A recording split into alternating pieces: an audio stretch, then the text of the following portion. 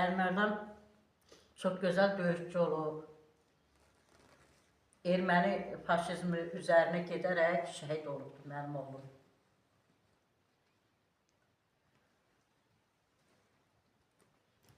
Sən çoxlu qəhrəmanlıqlar göstərib.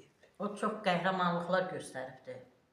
Hətta onun döyüş yoldaşları ondan danışanda onlar deyir ki, Əlimərdan o qədər nifrət hissi oyanmışdı ki, ermənilərə qarşı. Hətta o sevinirdi ki, ermənini qırmağa gedir.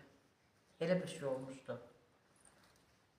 Allah bütün şəhidlərimizin hamısına rəhmət eləsin. Amin. En çox sağ ol, nənə.